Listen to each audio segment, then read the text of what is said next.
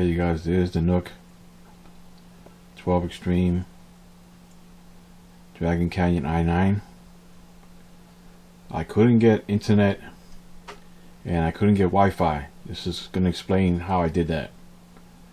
There were so many questions that I had to ask, and I'll explain that. I'm going to be doing a screenshot. Okay, this is my old computer, 4790K, gigabyte gaming file card, 6 years old at least. I was making a Hackintosh at the time. Didn't work out. We'll never do that again. Okay, give me a minute while I get to the screenshot. Okay. Run a little test here. This is the software you should be using for adjusting the lighting on your Nuc. You download it from Intel. Okay. Mine is pretty simple. I wish they had white. That would have been really nice. But hey, this is where it's at for now.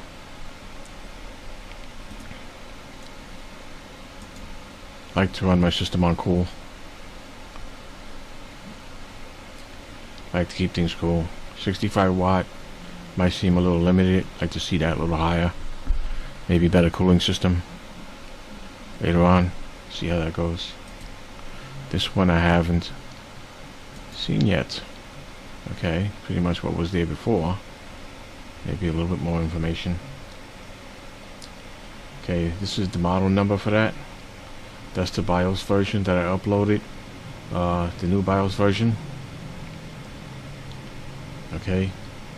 I've never seen that number before. The embedded controller version 3.1. Okay. Having a problem with video controller in device manager. I can tell you that you cannot do this if you don't have internet connection, and your Nuc doesn't work. You're gonna have to download it to USB. I'll show you what those files look like.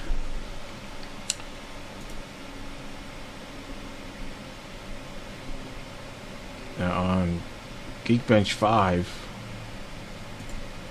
I actually got 19, like 30 or 40, and I got like 1350. So the single core is very high and the multi-core was less. Okay.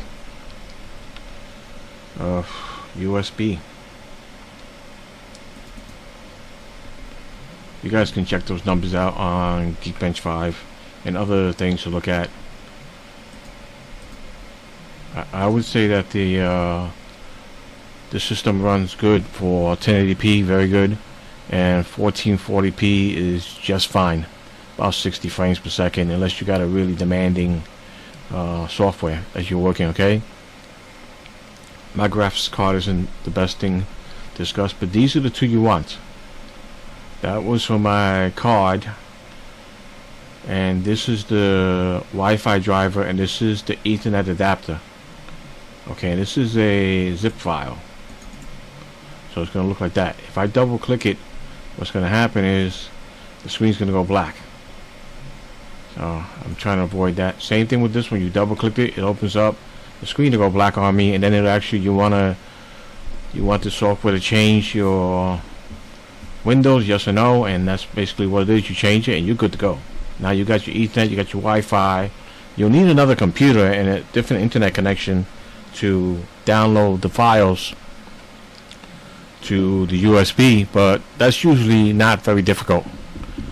Alright, I haven't figured out how to do it on the phone yet, but maybe somebody else knows how to do it. What else there? I think I said the device manager did not work at all. Trying to right click it and then update the files, forget about it. I was there, I don't know if I tried it 50 times. Wasn't that happening.